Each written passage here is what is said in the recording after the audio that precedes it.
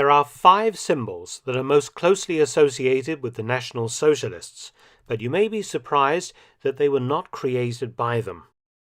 They are the swastika, the eagle, the right arm salute, the death's head, and the SS runes.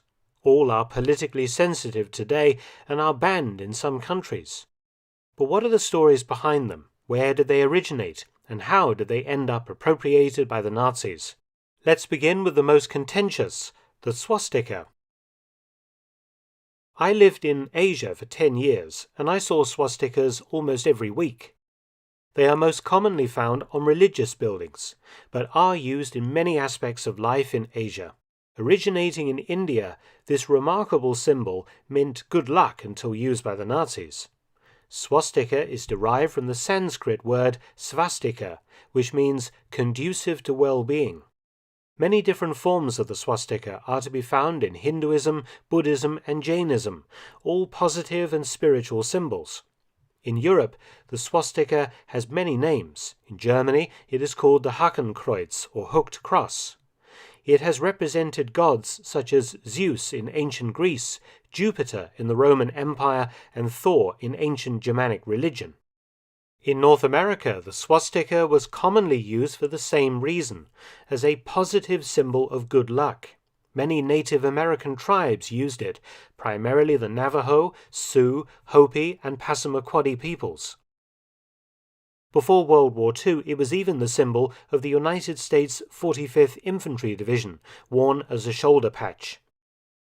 I grew up in the English county of Essex, and the City Hall in Chelmsford is covered in swastikas to this day, and none of it has anything to do with National Socialism. The adoption of this symbol by the Nazis was a masterful piece of marketing, perhaps the most successful logo in history. After all, no matter where you are in the world, if you see a swastika, and regardless of its use, you can't help but think of Nazis, even 80 years later. So of course Hitler didn't invent the swastika, rather he adapted a symbol already common in Europe for many centuries for his own purposes. Hitler created the Nazi Party image in 1925 after much trial and error, taking a black swastika facing right, turned 45 degrees, inside a white circle against a red background. The colors deliberately echo the old German imperial flag, while the cross represented a race emblem for the German people, an Aryan symbol. In this again, Hitler was not original, for the swastika had first been used in Germany with this symbolism in 1907 on the flag of the Order of the New Templars, an Austrian nationalist secret society. It is tragic that a religious symbol thousands of years old, that symbolizes so many positive things, has been permanently defamed because of just 20 years' use by the Nazis. There are calls today to rehabilitate the swastika, but Nazi imagery endures very strongly, and it is unlikely that this will happen anytime soon.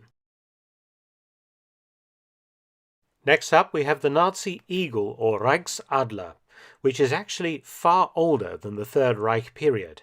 As with many Nazi symbols, it was expropriated from German history and tradition and then modified.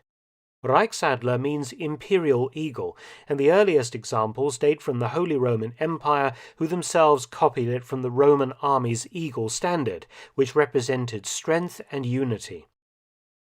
The Order of the Teutonic Knights displayed an imperial eagle on their coat of arms.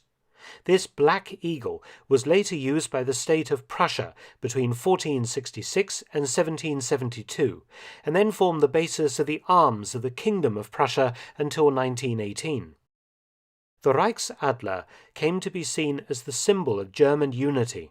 The single-headed eagle became the insignia of the German Empire, and following World War I and the abolition of the monarchy, the Weimar Republic used the eagle as well.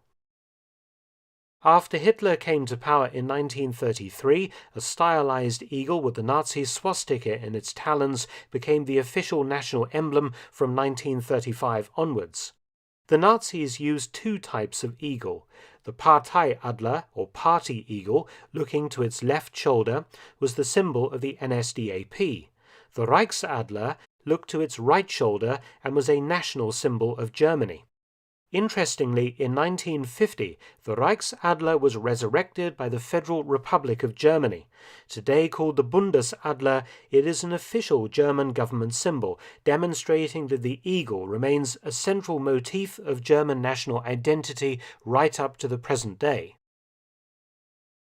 The stiff right arm salute, or during the Nazi period, the German greeting, is another image that the Nazis adopted from history. It has long been suggested that the Romans began the practice of the stiff right arm salute, though no documentary evidence for this has ever emerged in 2,000 years.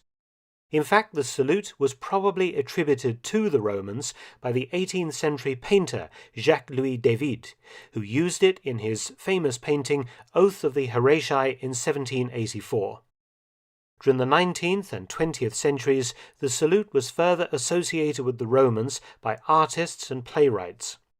This artistic invention tipped over into silent film, appearing on the screen in the 1914 Italian movie Cabiria, written by an Italian ultranationalist, Gabriele D'Annunzio. So this French-invented salute was adopted in Italy by ultranationalists, including Benito Mussolini's fascists. In 1923, some Nazi Party members used this salute to greet Hitler, and in 1926 it became compulsory. It was not universally popular among early Nazis. Some thought it an Italian gesture and therefore un-Germanic. So Deputy Führer Rudolf Hess published an article in 1928 claiming erroneously that the salute had been used by the party since 1921 and was a good fascist gesture.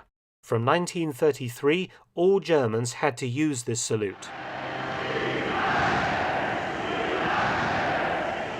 The history of the potent SS symbol, the Totenkopf, or Death's Head, is far older than the Nazi period and was and still is used in some countries as an army symbol that has no connection to National Socialism. It's yet another symbol that the Nazis adopted from history for their own purposes. King Frederick the Great of Prussia first used the Totenkopf as a military emblem when he formed a regiment of hussars. The unit also wore black uniforms.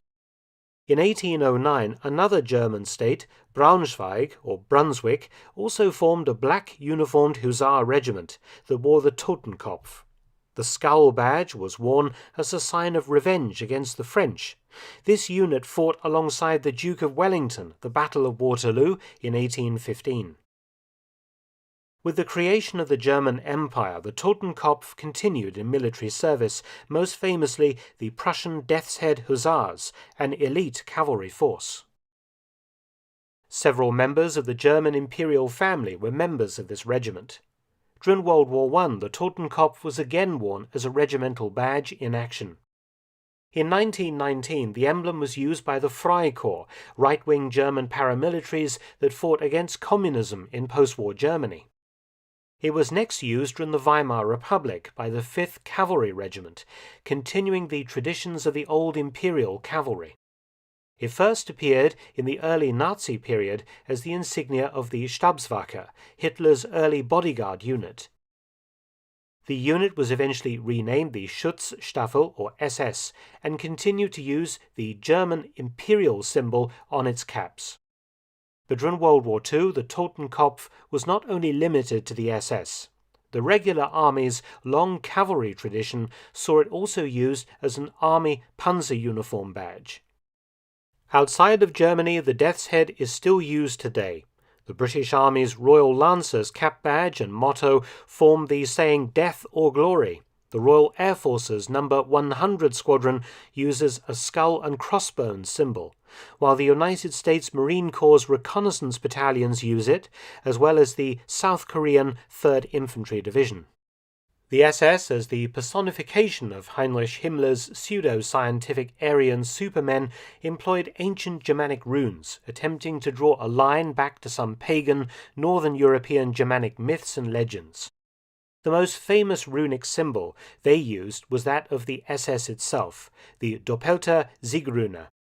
Originally, the lightning-shaped rune represented the sun, but an early precursor to the Nazi movement, the Völkisch movement of the 19th century, changed its meaning to represent Sieg or victory, hence its name today, the Siegrune. Fast forward to 1933, and the SS required a symbol that was both memorable and symbolic. SS officer Walter Heck, who was a graphic designer in Bonn, decided on the Siegrune, but doubled and placed side by side like lightning bolts. In a clever play on words, the runes represent both the name SS and the rallying cry from the Völkisch movement, reinterpretation of the rune as Victory, Victory.